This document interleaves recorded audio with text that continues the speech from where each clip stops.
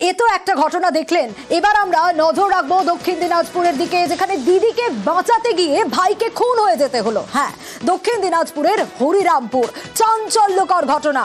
কিন্তু কার বিরুদ্ধে এই খুনের অভিযোগ? দিদির প্রাক্তন প্রেমিকের বিরুদ্ধে। আরো বিস্তারিত সুজন জানাতে পারবে এই বিষয়।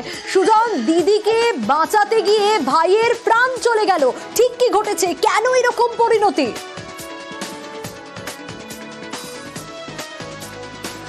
একদমই তাই। তোমাকে জানিয়ে রাখি যে আজকে যে ঘটনাটা ঘটেছে দক্ষিণ দিনাজপুর জেলার হরিরামপুর থানার মিশন মোড় এলাকার, এবং যেটা আমরা পুলিশ সূত্র এবং এলাকাবাসী সূত্রে জানতে পারছি যে এই যে ভাই অর্থাৎ জিমেন টুডু এবং তার দিদি স্বর্ণলতা সরেন, তারা দুজন গতকাল রাত্রে খাওয়া দাওয়া সেরে যখন এই স্বর্ণলতা সরেন তার নিজের ঘরে ঘুমাতে যায়, তখন কিন্তু তার ঘরে হেমন্ত মুর্মু, মালদার বাসিন্দা হেমন্ত মুর্মু তার বিছানার নিচে শুয়েছিল। এবং যে বিষয়টি তার দিদি দেখার পরই তার ভাইকে ডাকে, এবং সে তার ভাই যখন এই বিষয়টি দেখার পরে তার সেই হেমন্ত মুর্মুর সঙ্গে বাকবিতর্কে জড়িয়ে পড়েন, তখনই কিন্তু আচমকায় সেই স্বর্ণলতা তার দিদির উপরে কিন্তু ছুরি দিয়ে আঘাত আনে, এবং যে বিষয়টি দিদিকে বাঁচাতে গিয়ে কিন্তু হঠাৎ করে এই হেমন্ত মুর্মু এই যে জিমেন টুডু তাকে কিন্তু ধারালো অস্ত্র দিয়ে তার গলায় আঘাত করে, এবং সঙ্গে সঙ্গে কিন্তু মাটিতে লুটিয়ে পড়ে এই তার ভাই। এবং পুরো বিষয়টি নিয়ে যখন হরিরামপুর থানায় জানানো হয়, হরিরামপুর থানার পুলিশ ঘটনাস্থলে পৌঁছায়, এবং পলাতক রয়েছে কিন্তু এই হেমন্ত টুডু। তাকে এখনো পুলিশ তল্লাশি চালাচ্ছে, তার খোঁজে বিভিন্ন জায়গায় পুলিশ ফোর্স পাঠানো হয়েছে, এমনটাই কিন্তু আমরা পুলিশ মারফত জানতে পারছি। এবং পুরো বিষয়টি নিয়ে কিন্তু এই হরিরামপুর এলাকায় থমথমে পরিবেশ। সোনিয়া, এটা পেট্রোল নিয়ে হাতে আর কি বেডের নিচে রেখেছে, আমাকে মারতে চাইছিল, এই যে কেটে দিয়েছে। তারপরে আমার ভাই আমাকে বাঁচাতে গিয়ে এই সাইড দিল আমাকে, আমার ভাই সামনে গেল, কথা বলতে বলতে আমার ভাই গলা চাকু দিয়ে দিয়েছে। বউ বাচ্চা আছে, ফ্যামিলি আছে, সব কিছু জেনে আমি কেন ওর সঙ্গে কথা বলবো? তার জন্য 2 বছর হয়ে গেছে আমি ওর সঙ্গে কথা বলিনি। আমার ননদের সাথে সম্পর্ক ছিল আগে, অনেক দিনের আগে, কিন্তু অনেক দিনে ছেড়ে দিয়েছে। এখন ও আমার ননদের কাছে প্রতিশোধ নিতে এসেছিল, পেট্রোল নিয়েছিল। তো আমার ননদকে তো মারতে পাইনি, তো আমার ননদকে মারতে যায় আমার বরকে মেরে দিয়েছে। বাড়ি দখল করে বিজেপির অফিস। হ্যাঁ, আদালতের নির্দেশে বাড়ি যখন দখল মুক্ত করতে যাওয়া হয় তখনই উত্তেজনার পরিস্থিতি তৈরি হয়। কিন্তু তারপর কি হলো? আদৌ কি দখল মুক্ত হলো? জানাবো একটা ব্রেকের পর। ফিরলাম ব্রেকের পর, আর এবার নজর রাখবো রাজ্যে ওবিসি শংসাপত্র সমীক্ষা চলবে। সমীক্ষার ওপর ডিভিশন বেঞ্চ হস্তক্ষেপ করলো না। রাজ্য জুড়ে বিজ্ঞপ্তি দিয়ে ওবিসি সমীক্ষা। আরো বিস্তারিত এই বিষয়ে অর্ণব জানাতে পারবে। অর্ণব, কি জানানো হলো আদালতের তরফ থেকে?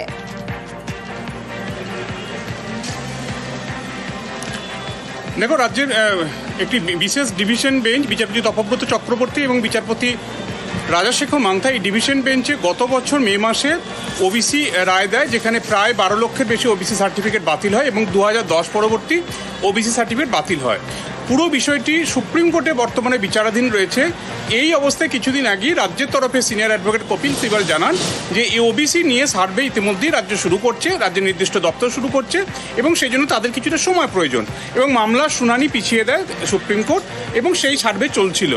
এর মধ্যে মূল যেখান থেকে এই রায় সামনে আসে কলকাতা হাইকোর্টের বিশেষ ডিভিশন বেঞ্চ থেকে, সেখানে একাধিক আবেদন হয়, এবং সেই আবেদনে অভিযোগ আনা হয় রাজ্যের ওবিসি যে কমিশন তারা যে সার্ভের কাজ করছে এখানে একাধিক খুঁত রয়েছে, ত্রুটি রয়েছে, এবং এই ত্রুটিতে কার্যত যাদের বাদ দেওয়া হয়েছে তাদেরকেই আবার সার্ভেতে রিসার্ভে করে তাদেরকে সেখানে ঢোকানোর একটা চেষ্টা হচ্ছে বলে অভিযোগ করা হয়, এবং যাতে এই ধরনের সার্ভে বন্ধ করা যায় সেই আবেদনও রাখা হয় আদালতের সামনে। আজ বিচারপতি তপব্রত চক্রবর্তী এবং রাজাশেখর মান্থা ডিভিশন বেঞ্চ স্পষ্ট জানিয়ে দিয়েছে রাজ্যের ওবিসি কমিশন যে সার্ভে করছে সেই সার্ভে কন্টিনিউ থাকবে, সেই সার্ভে করা যাবে। তবে এক্ষেত্রে রাজ্যের ত্রিস্তরীয় পঞ্চায়েত ব্যবস্থা এবং পুরসভা অঞ্চল সমস্ত অংশের মানুষ যাতে জানতে পারে যে এই ধরনের একটা সার্ভে হচ্ছে, সেটা কনফার্ম করার জন্যই সংবাদপত্রে, সেটা স্থানীয় হতে পারে বা রাজ্য স্তরের হতে পারে, সেখানে বিজ্ঞপ্তি জারি করতে হবে এবং এই বিজ্ঞপ্তি জারি করে অর্থাৎ সমস্ত মানুষকে জানিয়ে এই সার্ভেটা করার বিষয়ে সবুজ সংকেত দেওয়া হলো। যদিও সার্ভেতে কোনো রকম হস্তক্ষেপ ডিভিশন বেঞ্চ করলো না এবং এক্ষেত্রে OBC commission, others backward class commission আমাদের রাজ্যে যে রয়েছে, তারা কতটা কি পদক্ষেপ করলো এটা 19শে জুনের মধ্যে রিপোর্ট দিয়ে আদালতকে জানাতে হবে। অর্থাৎ যে সার্ভে চলছিল ওবিসি নিয়ে, সেই সার্ভে কন্টিনিউ থাকবে আদালতের আজকের পর্যবেক্ষণ এবং নির্দেশে। বেশ, নজর রাখবো এবার সোনারপুরের দিকে, কারণ প্রধান শিক্ষকের বিরুদ্ধে সেখানে দুর্নীতির অভিযোগ, মিড ডে মিল সহ একাধিক বেনিয়মের অভিযোগ রয়েছে। সোনারপুর স্কুলে প্রধান শিক্ষকের বিরুদ্ধেই এই অভিযোগ। আর কি কি অভিযোগ রয়েছে? অর্পণ রয়েছে আমার সঙ্গে। অর্পণ, প্রধান শিক্ষকের বিরুদ্ধে দুর্নীতির অভিযোগ আর কি কি, কারণ একাধিক অভিযোগ রয়েছে তার বিরুদ্ধে। দেখো, স্কুলের শিক্ষক তিনি অভিযোগ করেছেন এবং তিনি যেটা জানাচ্ছেন যে মিড ডে মিলের তিনি ঠিকমতো খাবার পরিবেশন করেন না বা তার বরাত যা রয়েছে সেটা দেন না। পাশাপাশি স্কুল থেকে যারা টিসি নিচ্ছে, অন্য স্কুলে যাচ্ছে, তাদের কাছ থেকে তিনি টাকা নিচ্ছেন এবং স্কুলের কোনো সার্টিফিকেট পেতে গেলে সেখানেও টাকা নেওয়ার অভিযোগ করা হচ্ছে এবং স্কুলের যে পরিকাঠামো উন্নয়নের খাতের জন্য বিভিন্ন সময় অভিভাবকদের কাছ থেকে তিনি টাকা নিচ্ছেন, এমনই একাধিক অভিযোগ করেছেন প্রধান শিক্ষকের বিরুদ্ধে। সেখানে প্রধান শিক্ষিকা যিনি রয়েছেন তিনি সমস্ত অভিযোগ অস্বীকার করেছেন। তিনি যেটা জানাচ্ছেন, এই পুরো ঘটনা, এই যে অভিযোগ করা হচ্ছে, তার বিরুদ্ধে একটা চক্রান্ত করা হচ্ছে। তিনি 2022 সালে যখনই স্কুলে যোগ দিয়েছেন, তারপর থেকেই কয়েকটি শিক্ষক তার বিরুদ্ধে এই ষড়যন্ত্র করছেন এবং তাকে বদনাম করার জন্যই এই ষড়যন্ত্র করছেন বলে তিনি অভিযোগ করেন এবং স্থানীয় অভিভাবকরা তারা একাধিক অভিযোগ করেছেন এই শিক্ষিকার বিরুদ্ধে। সমস্ত বিষয় নিয়ে তদন্ত শুরু করেছে ডিআই অফিস। বেশ, কতগুলো মিটিং এ টাকা পয়সা নিয়ে আলোচনা হয়, আমি প্রতিবাদ করি। এই প্রতিবাদ করি বলেই উনি আমাকে পছন্দ করেন না আর কি, ব্যবহার আমার সঙ্গে খুবই দুর্ব্যবহার করেন।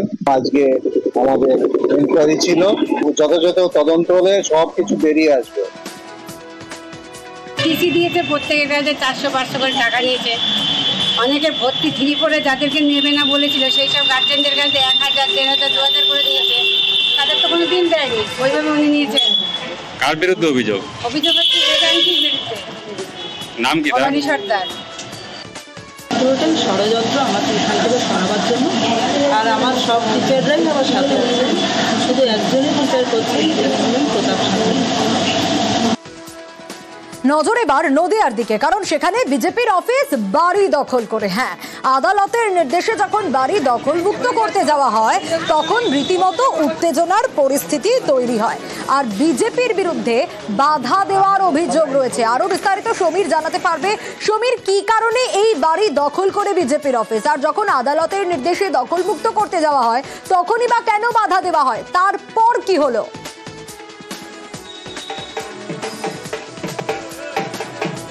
দেখো, কৃষ্ণনগরের উকিলপাড়ায় অবস্থিত বিজেপির এই পার্টি অফিস, যার মালিক গৌতম সরকার, তিনি উত্তরবঙ্গে থাকতেন। তার স্ত্রী সুজাতা সরকারের যেটা অভিযোগ, উত্তরবঙ্গে থাকার সুবাদে এই বাড়িটি ফাঁকা পড়েছিল এবং সেই সময় বিজেপি কর্মীরা দখল করে জেলা পার্টি অফিস তৈরি করে এবং সেই পার্টি অফিসে কিন্তু দীর্ঘদিন ধরে তারা কাজকর্ম চালিয়ে যাচ্ছিলেন এবং সেই পার্টি অফিস জবরদখল মুক্ত করার জন্য তিনি আদালতে দ্বারস্থ হয়েছিলেন এবং দীর্ঘদিন ধরে আদালতে লড়াইয়ের পর অবশেষে আদালত রায় দিয়েছে ওই জবরদখল মুক্ত করার জন্য এবং এই জবরদখলকারীদের নোটিশ দিয়ে জানানো হয়েছিল আজ অর্থাৎ 6ই মে এই জবরদখল উচ্ছেদ করতে হবে এবং এর পাশাপাশি পুলিশকেও কিন্তু সেই কাজে সহযোগিতার নির্দেশ দেওয়া হয়েছিল। সেই মতন আজকে যখন আদালতের কর্মীরা এবং কোতোয়ালি থানার পুলিশ সেখানে যায় জবরদখল উচ্ছেদ করতে, সেই সময় বিজেপি কর্মীরা তাদের বাধা দেয় বলে অভিযোগ এবং দুই পক্ষের মধ্যে একটা উত্তেজনার সৃষ্টি হয়। শেষ পর্যন্ত বিজেপি কর্মীরা তাদের কাছ থেকে সময় চেয়ে নেন এবং বিজেপির যে জেলা সভাপতি তার দাবি, এই বিষয়ে তিনি কিছু জানতেন না, তার কাছে কোনো নোটিশ আসেনি এবং তিনি সময় চেয়ে নিয়েছেন এবং জানিয়েছেন যে আদালতে এখনো বিষয়টি বিচারাধীন, নিষ্পত্তি না হওয়া পর্যন্ত তিনি জবরদখল মুক্ত করবেন না এবং পরবর্তী পদক্ষেপ আইনজীবীর সঙ্গে কথাবার্তা বলেই নেবেন। সোনিয়া, কি তাদের ভাড়া দিয়েছিলেন না? কোনো ভাড়া ঠাড়া আজ পর্যন্ত ওরা প্রমাণ করুক। আমি একা আমাকে টেনে হিচড়ে বাড়ি থেকে বার করে দিয়েছে। আমার হাজবেন্ড তো এদের উঠানোর জন্য কেস লড়তে লড়তে ওই অত দূর থেকে এসে মরে গেল, স্ট্রোক হয়ে মরেই গেল। যে এখন কি ঘটনা ঘটেছে বলে এখন আমি কোর্টের অর্ডার পেয়েছি, ওদের উচ্ছেদ করতে এসেছি। এই কেসটা কৃষ্ণনগরের জজ কোর্টে যেটা সাব জুডিশিয়াল যে মামলাটা চলছে, আর সেই মামলা এখনো নিষ্পত্তি হয়নি। তাহলে হঠাৎ করে কেন আপনারা এসেছেন সেটা আমাদের নোটিশ দেন, কিন্তু কিভাবে কি আসলো এটা আমার লয়ার যারা আছে তাদের সঙ্গে কথা বলে পরবর্তী সিদ্ধান্ত নেব। ফিরলাম ব্রেকের পর, নজর রাখবো এবার দেগঙ্গার দিকে। সেখানে আবাসের টাকা ফেরত দিয়েছে কে? নেতা ফেরত দিয়ে দিয়েছে আবাসের টাকা। দেগঙ্গায় টাকা ফেরত নেতার আর পঞ্চায়েত সমিতির সদস্যই নেতা। 3 বছর আগে আবাসের জন্য আবেদন করেছিলেন, কিন্তু 3 বছরে অবস্থার পরিবর্তন হয়েছে। আরো বিস্তারিত এই বিষয়ে জিয়াউল জানাতে পারবে আমাদের। জিয়াউল, ঠিক কি ঘটেছে?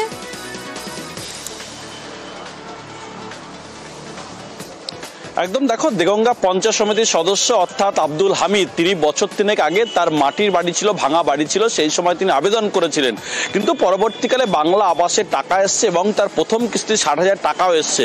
কিন্তু যখন টাকা এসছেন তখন তিনি কিছুটা হলেও সচ্ছল হয়েছে, তার মাথা গোজার জায়গাটা একটু শক্তপোক্ত হয়েছে, ফলে সেই টাকা তিনি আর নেবেন না। তার জন্যই তিনি আজকে সরাসরি একেবারে পঞ্চায়েত সমিতি অফিসে এসে জেলা পঞ্চায়েত সমিতির যিনি অর্থাৎ সদস্য রয়েছেন, পঞ্চায়েত সদস্যের সভাপতি রয়েছেন আনিসুর রহমান এবং যে অর্থাৎ বিডিও ফাহিম আলম, তাদের হাতে একেবারে চেক তুলে দেন। এবং তার স্পষ্ট দাবি, তার এলাকায় এখনো অনেক মানুষ রয়েছেন যাদের মাথা গোজার জায়গা নেই, গরিব মানুষ, মাটির বাড়ি, ফলে তাদেরকে এই টাকা দেয়া হোক এই আবেদন করেই তিনি একেবারে সরাসরি বিডিওর হাতে এই 60,000 টাকার চেক তিনি তুলে দিলেন এবং তার এখন দরকার নেই এমনটাও তিনি জানালেন। সোনিয়া, বেশ, তখন আমাদের বাড়িটা ছিল কাঁচা বাড়ি, তারপরে যখন আমরা বাড়িটা তৈরি করতে পেরেছি, যখন ঘরটা এসেছিল আমাদের, তখন আবেদন করেছিলাম যে ঘরটা আমাদের প্রয়োজন নেই, আমরা ঘরটা করে ফেলেছি। প্রথম কিস্তির টাকা 60,000 টাকা ফেরত দিয়ে দিয়েছি। অনেক গরিব দুস্থ মানুষ আছে, তাদের পাওয়ার যোগ্য আছে, তারা পাক, আমি এটাই চাই। আমরা যখন ইনকোয়ারি করি বাংলার বাড়ি গ্রামীণের ক্ষেত্রে, তো ওনাকে এলিজিবল পাওয়া গিয়েছিল, কিন্তু তারপর উনি টাকা পেয়েছেন সেইভাবে।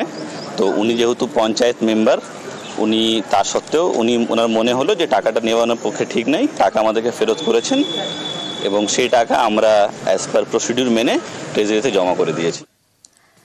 আচ্ছা, দেগঙ্গার ছবি তো দেখলেন, যেখানে পঞ্চায়েত সমিতির সদস্য আবাসের টাকা ফেরত দিচ্ছে, কিন্তু শাসনের দিকে নজর রাখবো। পঞ্চায়েত প্রধানের বিরুদ্ধে দুর্নীতির অভিযোগ। সেখানে শাসনের দাদপুরে দুর্নীতির অভিযোগে পঞ্চায়েত সদস্যরাই সরব হয়েছে। জিয়াউল রয়েছে আমার সঙ্গে, আরো ডিটেইল জানতে পারবো। জিয়াউল, এখানে ঠিক কি ঘটেছে? কি কি দুর্নীতির অভিযোগ রয়েছে এই পঞ্চায়েত প্রধানের বিরুদ্ধে?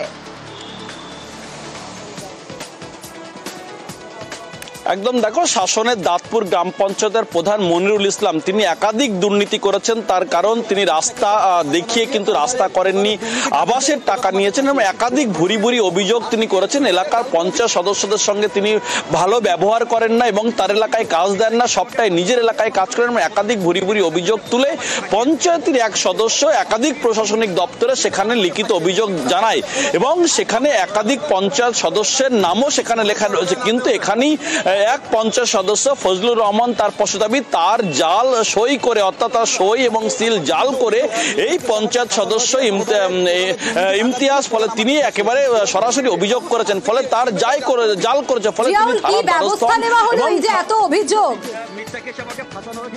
শুরু করে, একদম দেখো, অভিযোগ তো দূরের কথা, যে পঞ্চায়েত সদস্য অভিযোগ করেছেন সেই পঞ্চায়েত সদস্যকেই এখন জেলে থাকতে হচ্ছে, জেলে ভর্তি হচ্ছে। তার কারণ তাকে সবটাই চক্রান্ত করে ফাঁসানো হয়েছে। এই পঞ্চায়েত সদস্য দাবি, তিনি সবর হয়েছিলেন পঞ্চায়েত প্রধানের বিরুদ্ধে, তার জন্যই তাকে এখন জেল খাটতে হচ্ছে। ফলে তিনি সবটাই শাসক দল অথবা পঞ্চায়েত প্রধান সবটাই নিজের প্রভাব খাটিয়ে এই পঞ্চায়েত সদস্যকে জেল খাটাচ্ছেন, এমনটাই অভিযোগ। কিন্তু কোনো দুর্নীতি করেনি, তিনি স্বচ্ছ ভালো মানুষ, এমনটাও কিন্তু ফজলুর রহমান সঙ্গে পঞ্চায়েত প্রধানের দাবি। ফলে কোনো দুর্নীতি ছাড়াই পঞ্চায়েত সদস্য তার পিছনে লেগেছে, এমনটাই কিন্তু ফাঁসানোর চক্রান্ত পঞ্চায়েত সদস্য। 19 ফেব্রুয়ারি 2025 এন্তাজুল হক 3 জন সদস্য নিয়ে আমার বিরুদ্ধে অভিযোগ করে। সেই অভিযোগের ভিত্তিতে বিডিও সাহেব তদন্ত করে রিপোর্ট পাঠিয়ে দিয়েছে। 3 জন মেম্বারের সদস্য সই জাল করেছে। তার মধ্যে ফজলুল হক এন্তাজুলের বিরুদ্ধে থানায় এফআইআর করেছে। এন্তাজুল হক আমাদের দলের সদস্য ছিল পঞ্চায়েতে, কিন্তু আমরা কয়েক মাস পূর্বে অঞ্চল তৃণমূল কংগ্রেস থেকে এন্তাজুল হককে রাজনৈতিক এবং প্রশাসনিক দুটো কাজ থেকেই দল থেকে সাসপেন্ড করা হয়। অন্যদিকে নির্মীয়মান বহুতল থেকে জল চুরি হয়ে যাচ্ছে। হ্যাঁ, ঠিকই শুনছেন, বহুতলে বিনা অনুমতিতে জল তোলার অভিযোগ। বেআইনিভাবে কুয়ো খুঁড়ে সাবমার্সিবল পাম্প বসিয়ে জল চুরির অভিযোগ। অর্পণ রয়েছে আমার সঙ্গে। অর্পণ, কারা এই কাজ করছে, কেন করছে, কি কারণ?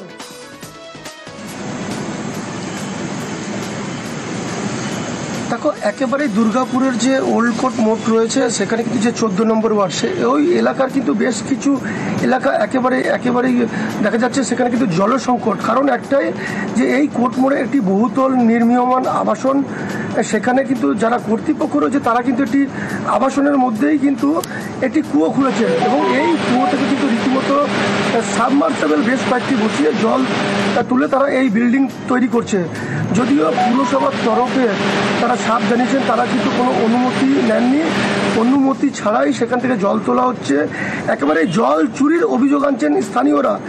এই অভিযোগ পাওয়ার মাত্রই যখন এই যে বহুতল আবাসন তারা যখন জল তুলে নিচ্ছে, এলাকার জল একেবারেই শুকিয়ে যাচ্ছে, তারা জল পাচ্ছেন না, খাবার জল, যার ফলে আজকে এলাকার মানুষ তারা এই বহুতল আবাসনের যে অফিস সেখানে ঢুকে রীতিমতো বিক্ষোভ দেখায়।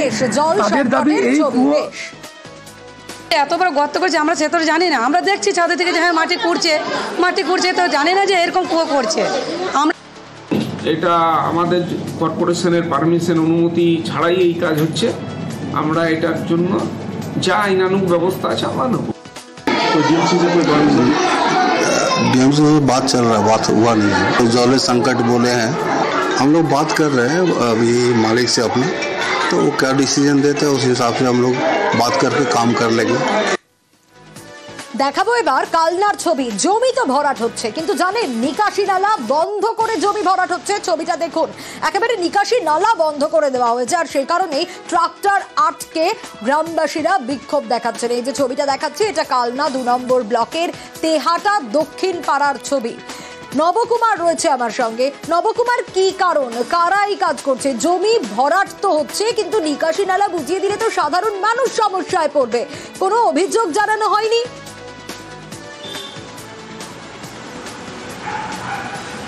একদমই তাই। প্রায় 2 সপ্তাহ আগে তারা রীতিমতনভাবে মানে ব্লক প্রশাসন থেকে শুরু করে এবং পঞ্চায়েতে শুরু করে সমস্ত জায়গায় তারা জানিয়েছে এলাকাবাসী প্রায় 70 জনের পরিবারের বাস হচ্ছে এই দক্ষিণ পাড়া বারোয়ারিতে, এবং সেই এলাকাতে রীতিমতনভাবে জল নিকাশি যায় সেই জায়গাটির ওপরে। সেইখানে জমির মালিক মাটি এনে ট্রাক্টর দিয়ে সেই জায়গা ভরাট করছে এবং নিকাশি নালা রীতিমতন বন্ধ হয়ে যাচ্ছে।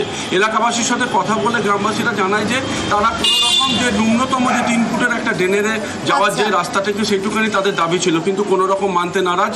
রীতিমতন ভাবে তারা পঞ্চায়েতকে জানিয়েছে। এতদিন কোনো লাভ হয়নি, তবে এবার খতিয়ে দেখার আশ্বাস পাওয়া গেছে। ঝাড়গ্রামে নজর রাখতে হবে, কারণ রেলগেটে ভোগান্তির ছবি। ঝাড়গ্রামের কদম কানন রেলগেট নিয়ে রীতিমতো ক্ষোভ। অধিকাংশ সময় রেলগেট পড়ে থাকার অভিযোগ। রাজু রয়েছে আমার সঙ্গে। রাজু, যদি এটা অভিযোগ হয় যে অধিকাংশ সময় রেলগেট পড়ে থাকে, তাহলে তো স্বাভাবিকভাবেই যাতায়াতের ক্ষেত্রে সমস্যায় পড়তে হবে, কিন্তু কেন এরকম অধিকাংশ সময় পড়ে থাকে?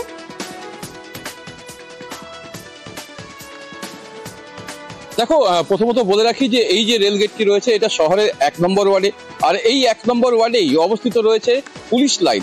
সেখান থেকে পুলিশের বিভিন্ন সময় ফোর্স বেরিয়ে বিভিন্ন জায়গায় যে ঘটনা ঘটে সেখানে ফোর্স যায়। সেক্ষেত্রে ফোর্সেরও একটা সমস্যা হয়। ঠিক তার পাশাপাশি এখানে যে প্রায় 50 থেকে 60টি গ্রাম রয়েছে, সেই 60টি গ্রামের মানুষ যখন শহরে হাসপাতাল কিংবা শহরে যে সমস্ত অফিস রয়েছে সেখানে যখন তারা আসছেন, বা স্কুল ছাত্রছাত্রীরা আসছে, তারাও ভোগান্তিতে পড়ছেন। এই নিয়ে বারংবার স্থানীয়রা রেলের কাছে অভিযোগ জানিয়েছেন, তারা লিখিতভাবে কমপ্লেন জমা করেছেন, তারপরেও কোনো ব্যবস্থা হয়নি। মানুষের অভিযোগ বারংবার, তারা তো বারবার জানিয়েছেন।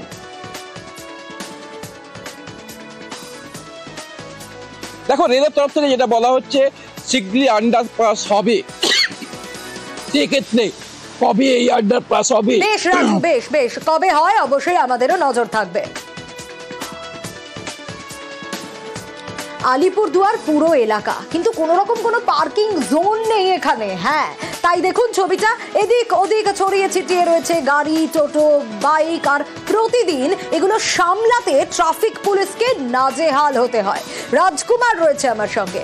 রাজকুমার, কি কারণ যে এই পুরো এলাকাটায় একটা পার্কিং জোন নেই? থাকলে তো আর এই রকম অবস্থা হতো না, ট্রাফিক পুলিশকেও নাজেহাল হতে হতো না।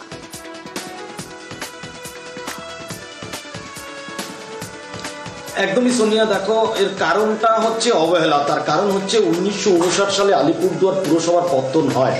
প্রায় একেবারে 1959 সালে যদি এর পত্তন হয়, প্রায় 60 বছরের বেশি সময় কেটে গেছে একটি পুরসভার, অথচ পার্কিং জোন করতে পারেনি। যার ফলে শহর জুড়ে একেবারে যত্রতত্র যেখানে খুশি যে কোনো গাড়ি দাঁড়িয়ে পড়ছে, কোথাও বাইক দাঁড়াচ্ছে, একেবারে রাস্তার অর্ধেক দখল করে কখনো কখনো গাড়ি দাঁড় করিয়ে রাখছে। ফলে ট্রাফিক যে সামাল দেওয়া, তাতে তো অসুবিধা হবেই এবং নিত্যদিন দুর্ঘটনা ঘটছে। পুরো নাগরিকরা কিন্তু দীর্ঘদিন থেকে পার্কিং জোনের দাবি করেছে, কিন্তু সেই দাবি এখনো পূরণ করতে পারছে না পুরসভা। যদিও পুরসভার পক্ষ থেকে আশ্বাস দেওয়া হয়েছে। বেশ রাজকুমার, তবে আলিপুরদুয়ার পুরসভার চেয়ারম্যানের তরফ থেকে আশ্বাস পাওয়া গেছে, দেখা যাক কবে হয়। যেভাবে রাস্তাঘাটে কোনো পার্কিং জোন না থাকাতে টোটো, অটো, রিক্সা, বাইক যে যেখানে পাচ্ছে সেখানে দাঁড় করে দিচ্ছে। অসুবিধা কিছু হয়, কিছু কিছু ক্ষেত্রে প্যাসেঞ্জার আমাদের যেখানে সেখানে দাঁড়াতে বলে, দাঁড়াই। তার জন্য অনেকের সুবিধা হয়, অনেকের ক্ষেত্রে অসুবিধাও হয়। দুর্ঘটনা তো ঘটে, দুর্ঘটনা ঘটেই থাকে। আমি যেহেতু গাড়ি ঘোড়া যানজট বেশি, সব দিক দিয়ে অসুবিধা হয় পার্কিং জোন না হওয়াতে। কীরকম কী অসুবিধা? গাড়ি পাস করানো অসুবিধা হয়, এই গাড়ি রোডের মধ্যে দাঁড়ায়, উঠায়, নামায়, তার জন্য খুব অসুবিধা। আমাদের কিছু জায়গা চিহ্নিত করেছি ইতিমধ্যে, সেখানে আমরা পার্কিং জোন করব পৌরসভার পক্ষ থেকে। আর আমাদের ট্রাফিক অফিসারের সঙ্গে ডেইলি যোগাযোগ হচ্ছে, কোথায় কী করা যায়, আমাদের একটা সার্ভে চলছে। অন্যদিকে ক্যানিং হাসপাতালে সেখানে পুলিশকে ঘিরে বিক্ষোভের ছবি। নিরাপত্তার দায়িত্বে যেসব পুলিশ কর্মীরা ছিলেন তাদেরকে ঘিরে বিক্ষোভ। দেখুন আগে ছবিটা।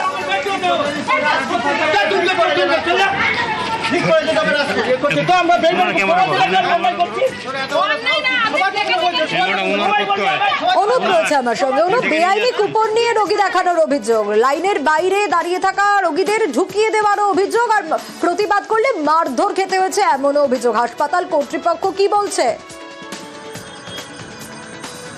দেখো সোনিয়া, আছে কিন্তু ক্যানিং মহকুমা হাসপাতালে যে নিরাপত্তার দায়িত্বে থাকা যে পুলিশ অফিসার, তার বিরুদ্ধে রুগীরা অভিযোগ করছে যে আজকের মঙ্গলবার প্রায় 4 থেকে 500 জন রুগী আসেন এই ক্যানিং মহকুমা হাসপাতালে বহির্বিভাগে, পশ্চিম বিভাগে তারা কিন্তু চিকিৎসা করাতে আসেন। ভোর থেকে তারা লাইন দেয়। ক্যানিং মহকুমা শুধু নয়, মহকুমার আশেপাশেও কিন্তু মানুষজন আসে এই চিকিৎসা করাতে। সেখানে কিন্তু যে নিরাপত্তার দায়িত্বে থাকা যে পুলিশ অফিসার রয়েছেন, তিনি কুপন দেন এবং সেই কুপন কিন্তু বেআইনিভাবে মানুষজন দিচ্ছে। কারণ যেসব মানুষজন ভোর থেকে সে লাইনে দাঁড়িয়ে রয়েছে, সেই সব কুপন কিন্তু বাইরের যেসব মানুষজন আসছে তাদেরকে দিয়ে আগে লাইনে ঢুকিয়ে দেওয়া হচ্ছে। এই নিয়ে কিন্তু রুগী এবং রুগীর পরিবারের লোকজন কিন্তু সেটা ক্ষোভে ফেটে পড়ে। এই ঘটনায় ক্যানিং মহকুমা হাসপাতালের আধিকারিক তিনি জানিয়েছেন, তার কাছে এখনো কিন্তু কেউ অভিযোগ করেনি, তবে অভিযোগ করলে তিনি খতিয়ে দেখবেন। অভিযোগ পেলে তদন্ত করা হবে। আমাদের যে কুপনটা দেওয়া হয়েছে তাই সিরিয়াল আমাদের টাকা হবে। ওই যে পুলিশটা এখানে এসেছে, যদি কোনো সিরিয়াস কেস হয় সেটা যাক, আমাদের কোনো আপত্তি নেই। তাহলে ভালো লোক আপনার পিছনে কেন যাবে? তাদের কেন ঢোকাবে? 3-4 জন আমার চোখে দেখতে হবে। তাহলে তুমি তো আমরা দাঁড়িয়ে আছি, তুমি বাইরে থেকে কেন এখানে নিয়ে আসবি? আর একটা লোককে বেলাইন থেকে নিয়ে যাচ্ছে এখানটা, মানে বলছি বলে ধাক্কা মারছে আমাকে। লাইনে তো দাঁড়িয়ে আছে প্রচুর লোক এখানটায়, তার সত্ত্বেও এখানে লোক ডেকে নিয়ে যাচ্ছে সাইড থেকে, বেলাইন করছে। আমার কাছে এই মুহূর্তে কোনো কমপ্লেন জমা পড়েনি। যদি কোনো কমপ্লেন জমা পড়ে তাহলে পরিস্থিতি বুঝে ব্যবস্থা নেওয়ার চেষ্টা করব। নজর রাখতেই হবে বক্সা টাইগার রিজার্ভের দিকে, কারণ সেখানে হরিণ মেরে মহাভোজ চলছে, খাওয়া দাওয়া চলছে। বক্সা টাইগার রিজার্ভের অভিযানে পাকড়াও করা হয়েছে ইতিমধ্যে। আরো বিস্তারিত জানতে পারবো, রাজকুমার রয়েছে আমার সঙ্গে। রাজকুমার, কারা এই কাজ করছিলেন, কেন করছিলেন? হরিণ মেরে রান্না বান্না করে খাওয়া দাওয়ার আয়োজন, কি ব্যবস্থা নেওয়া হলো?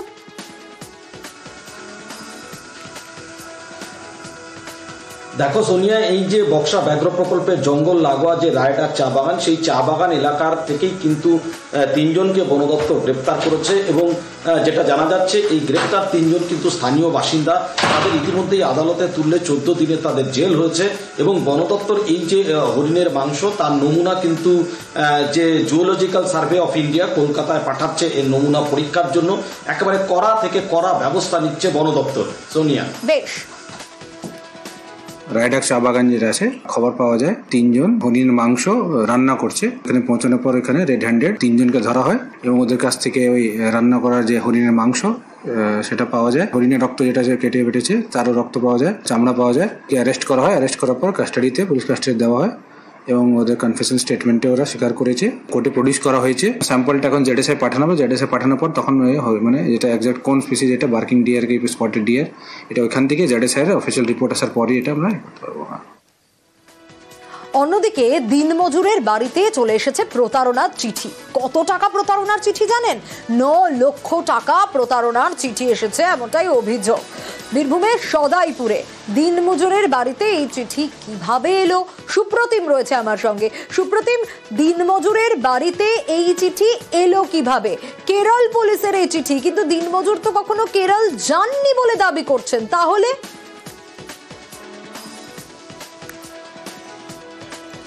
একদমই, দেখো বীরভূমের সদাইপুরের চিনপাড়া এলাকার যে হোসেননগর বাজার, সেখানে কিন্তু এই যে দিনমজুর অনিল দাস তার বাড়ি, এবং সেখানেই হঠাৎ করে কেরালা পুলিশের যে চিঠি, সেই চিঠি হলো এবং সেই চিঠিতে লেখা রয়েছে যে এই অনিল দাস 9 লক্ষ টাকা প্রতারণার সঙ্গে, অনলাইন প্রতারণার সঙ্গে যুক্ত এবং সেখানকার কোনো একজন ব্যবসায়ীকে শেয়ার মার্কেটে লাভ পাই দেবে, তার থেকে বেশ কয়েকবার ট্রানজ্যাকশানে 9 লক্ষ টাকা সে প্রতারণা করেছে, এমনটাই অভিযোগ। এবং এই খবর পাওয়ার পরেই কিন্তু দিনমজুরের যে পরিবার, তাদের মাথায় কিন্তু বাজ পড়ার মতো অবস্থা। কারণ যে দিনমজুর, সে শুধু মোবাইল চালাতে জানে, এসব অনলাইন কি সে সেটা জানেই না। এবং সঙ্গে সঙ্গে তারা সদাইপুর থানায় যোগাযোগ করে। সদাইপুর থানাতে তাদেরকে কিছুটা আশ্বস্ত করলেও তারা কিন্তু যথেষ্ট ভয় রয়েছে এবং তারা ভয় রয়েছে যে তাদের বাড়িতে যে কোনো সময় কেরালা পুলিশের যে টিম তা কিন্তু আসতে পারে। তবে এই ঘটনা কেন ঘটেছে তা নিয়ে কিন্তু তারা চেয়েছে একটা তদন্ত, যেটা জেলা পুলিশের কাছে তদন্তের কিন্তু একটা তারা আবেদন করছেন। আচ্ছা, বেশ। প্রতারণা নাকি কইছি আমরা, নাকি কত টাকা? 9 লাখ।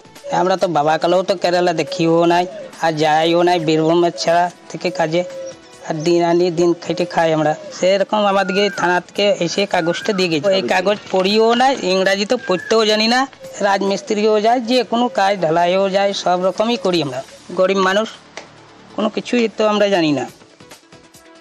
তো এই কান্নাটা কি করে ঘটলো আমরা কিছু জানি না, বুঝতে পারছি না। কোনো দিনকে যায়নি আমার ছেলে বাইরে কাজে কেরালা। ছেলেও দেখা নেই 9 লাখ টাকা, আর আমার স্বামীও দেখা নেই 9 লাখ টাকা। তো আমরা কোথায় পাবো 9 লাখ টাকা? দিন খাটে দিন খাই, কোন দিন কাজ হয়, কোন দিন হয় না। এখন আমি চাই যে যেন সব যেন মিটচিট হয়ে যায়, ভালো থাকে যেন আমার ছেলেরা, আমরাও যাতে ভালো থাকি, কোনো ঝামেলাই না থাকে যেন। অন্যদিকে আবার আরামবাগ, সেখানে আবার 2 লক্ষ টাকা ভর্তি ব্যাগ ছিনতাইয়ের চেষ্টা করা হয়। আরামবাগের পুরাতন বাজারে একেবারে হাতে নাতে দুষ্কৃতী পাকড়াও। দেখুন, দেখাচ্ছি সেই সিসি ক্যামেরা ফুটেজ, কিভাবে হাতে নাতে পাকড়াও দুষ্কৃতী। দেখুন, দেখুন, দেখাচ্ছি সেই ছবি, একেবারে হাতে নাতে পাকড়াও করা হয় সেই দুষ্কৃতীকে। 2 লক্ষ টাকা ভর্তি ব্যাগ ছিনতাইয়ের অভিযোগ। একেবারে বাইকে করে ধাওয়া করা হয়, আর তারপরই এক যুবকের চেষ্টায় সে রীতিমতো আটকে যায় এবং বাইক নিয়ে চম্পট দেওয়ার আগেই ধরে ফেলা হয় দুষ্কৃতীকে। আরো বিস্তারিত শুভদীপ জানাতে পারবে এই বিষয়। শুভদীপ, আমরা দেখছিলাম সেই সিসি ক্যামেরা ফুটেজ।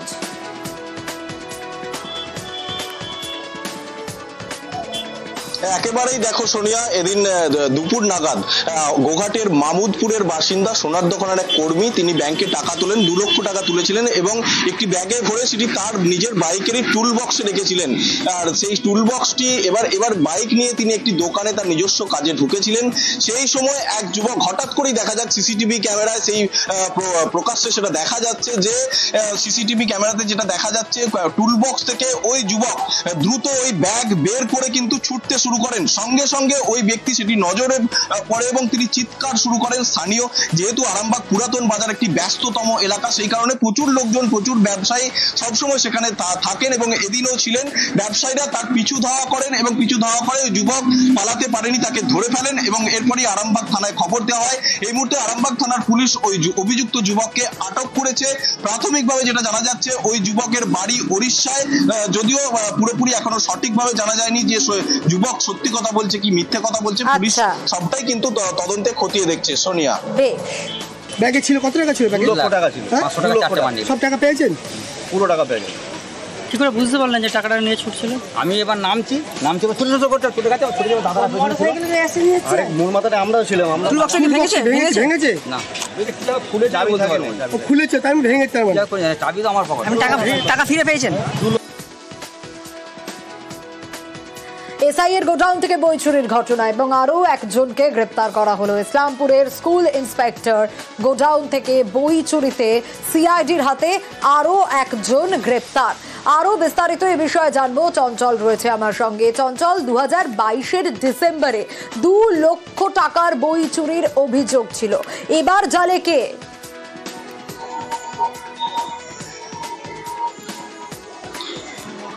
দেখো সোনিয়া, তোমাকে জানিয়ে রাখি যে ইসলামপুরে যে অবর বিদ্যালয় পরিদর্শকের যে গোডাউন ছিল, সেই গোডাউন থেকে 2 লক্ষ বই চুরি হয়ে যাওয়ার ঘটনা সামনে আসে এবং এই ঘটনা নিয়ে কিন্তু ইসলামপুরের যে অবর বিদ্যালয় পরিদর্শক শুভঙ্কর নদী কিন্তু ইসলামপুর থানায় একটি অভিযোগ করেন এবং সেই অভিযোগের ভিত্তিতে কিন্তু ওই গুদামের দায়িত্বে থাকা এক কর্মী ভীম মন্ডলকে প্রথমে কিন্তু গ্রেপ্তার করে।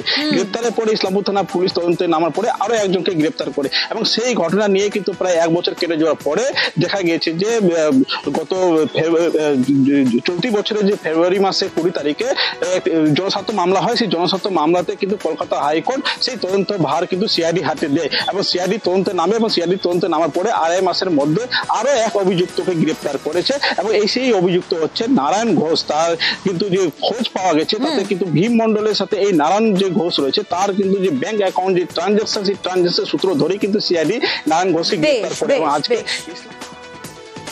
শুভঙ্কর নন্দী 2022-এ ভিজিট করতে যায়, তার গোডাউনে ভিজিট করে তখন দেখে যে সেখান থেকে প্রায় 2 লক্ষ বই 2023 সেশনের সেখানে নেই। তো এই কেসে প্রথমে ভীম মণ্ডলকে অ্যারেস্ট করে, পরবর্তীতে আজকে নারায়ণ ঘোষকে ফরওয়ার্ড করা হয়েছে। কিছু ট্রানজ্যাকশান দেখে, ব্যাংক ট্রানজ্যাকশান যেখানে কিছু টাকা ক্রেডিট হয়েছে, সেটা এই নারায়ণ ঘোষ করেছে ওখানে। আরও তার 14 ডেজ পিসি প্যাড চেয়েছিল, অ্যাকর্ডিংলি লার্নেড কোর্ট বোথ সাইডের হিয়ারিং শুনে 5 ডেজ পিসি প্যাড অ্যালাউ করেছে। এখন সিআইডি তদন্ত করছে। ভাবুন তো, চোর চুরি করতে গেছে কোনো একটা বাড়িতে, সেখানে এসি চালিয়েছে, ঠান্ডা হাওয়া খেয়েছে, মিষ্টিও খেয়েছে, গয়না টাকা নিয়ে পালিয়ে গেছে। অবাক লাগছে শুনে, কিন্তু এরকমই ঘটনা ঘটেছে সত্যি নাগেরবাজারের প্রাইভেট রোডের একটি বাড়িতে। এইভাবেই লুট চলেছে, এইভাবেই চোর ঢুকে এসি চালিয়ে মিষ্টি খেয়ে 12 লক্ষ টাকার সোনা দানা লুট করে আলমারি ভেঙে গয়না নিয়ে চলে গেছে। আরো বিস্তারিত অনুপের কাছ থেকে জানবো। অনুপ, এ তো আজব ব্যাপার, মানে শুধু চুরি করতে সে কোনো তৎপরতা নেই, একেবারে শান্তি করে হাওয়া খেয়ে এসি চালিয়ে মিষ্টি খেয়ে তারপর গেছে। ধরা গেল কারাই কাজ করলো? তারপরে যে চোরের দল চুরি করেছে একেবারে তাদের কিন্তু অবাক করা এই কাণ্ড, এই কাণ্ড নিয়ে কিন্তু দমদম থানা, নাগেরবাজার থানার পুলিশ তার তদন্ত ইতিমধ্যে শুরু করেছে। বেশ কিছু ফুটেজ তারা সংগ্রহ করেছে, করার পরবর্তী ক্ষেত্রে তাদের শনাক্তকরণের কাজ ইতিমধ্যে শুরু হয়েছে, এমনটা পুলিশ চালাচ্ছে। গত 27 তারিখে বিশ্বজিৎ পাল এবং তার স্ত্রী মেয়ের বাড়ি বেড়াতে গিয়েছিল এবং তার শ্বশুর এবং শাশুড়িকে বলে গিয়েছিল যে যাতে বাড়ি দেখভাল করে। গতকাল সন্ধ্যাবেলা যখন এই বাড়িতে যায় সেই সময় দেখে লন্ডভন্ড করা রয়েছে বাড়ির ঘরের মধ্যে।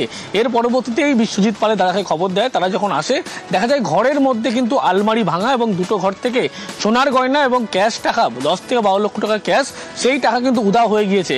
এবং যেটা লক্ষ্য করা যায়, ঘরের মধ্যে 2টো ঘরেই কিন্তু এসি চলছিল।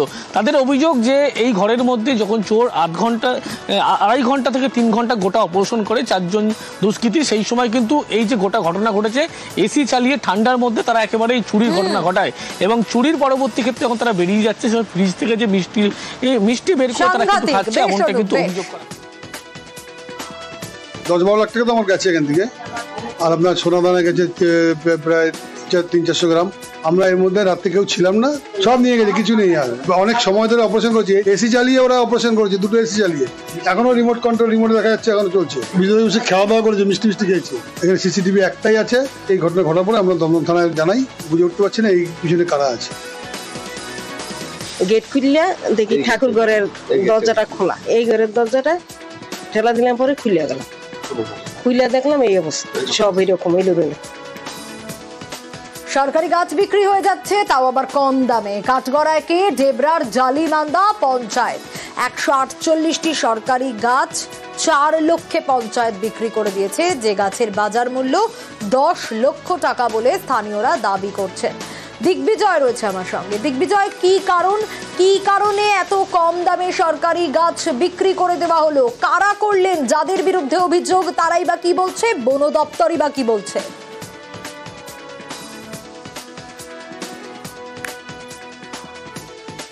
দেখো সোনিয়া, যাদের বিরুদ্ধে অভিযোগ সেই গ্রাম পঞ্চায়েত কিন্তু কোনো রকম উত্তর দিতে নারাজ। যদিও এ বিষয়ে বিধায়ক নির্দেশ দিয়েছেন বন দপ্তরকে প্রকৃত কি ঘটনা আছে তা তদন্ত করে বের করতে।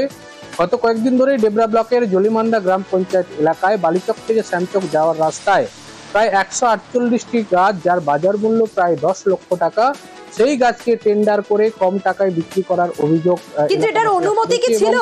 যেহেতু প্রভাব রয়েছে গ্রাম পঞ্চায়েতে, তাই তারা গোপনে বিধায়ককে এবং কর্মাধ্যক্ষকে জানিয়েছে। একদমই সোনিয়া, গাছ কাটার অনুমতি ছিল, ফরেস্ট ডিপার্টমেন্ট যেটা জানাচ্ছেন, কিন্তু যেটা বাজার দর, অর্থাৎ যেই গাছের মূল্য প্রায় 10 লক্ষ টাকা, সেখানে কেন 4 লক্ষ টাকায় বিক্রি করছে?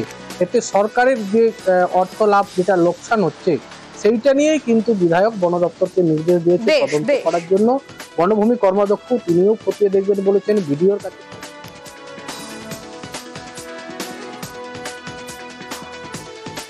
গাছে গাছে পাখিদের জন্য জল, ঝালদা রেঞ্জে বন দপ্তরের এই উদ্যোগ। ঝালদা রেঞ্জ ও বিট অফিসের জঙ্গলে বহু পাখির আনাগোনা, আর এই গরমে সত্যিই জলের প্রয়োজন, তাই গাছে গাছে পাখিদের জন্য জলের ব্যবস্থা। ইন্দ্রজিৎ রয়েছে আমার সঙ্গে। ইন্দ্রজিৎ, এ তো অত্যন্ত সাধু উদ্যোগ, তার কারণ যেভাবে গরম পড়েছে তাতে তীব্র দহনে স্বস্তি পাবে পাখিরা।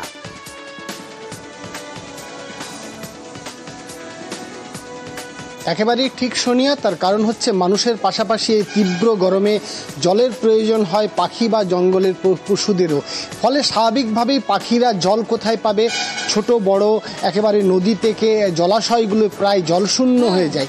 তাই ঝালদা বন দপ্তর এক বিশেষ উদ্যোগ নিয়েছে, বিশেষ করে স্কুলগুলো, ব্লক অফিস এবং যে ফরেস্ট অফিস রয়েছে, যেখানে পাখির বাসস্থান, কার্যত যেখানে প্রচুর গাছ রয়েছে, সেখানে পাখিরা যাতে সহজে জল পায় তার জন্য মাটির পাত্রে জল। অন্যদিকে সন্দেশখালীর ডাসা নদীর বাঁধ, সেখানে ফাটল, ধস। ছবি দেখাবো, যে ছবি সত্যি আতঙ্কের। দেখুন, আতঙ্ক সন্দেশখালীর 1 নম্বর ব্লকের ঢোলাখালীর। দিন কয়েক আগেই ভরা কোটালে নদী বাঁধে ধস নামে। অনুপম রয়েছে আমার সঙ্গে। অনুপম, সবচেয়ে ক্ষতিগ্রস্ত তো স্থানীয় বাসিন্দারা, তারা তো রীতিমধ্যে আতঙ্কের মধ্যে রয়েছে। সমাধান কোথায়? প্রশাসন কি বলছে?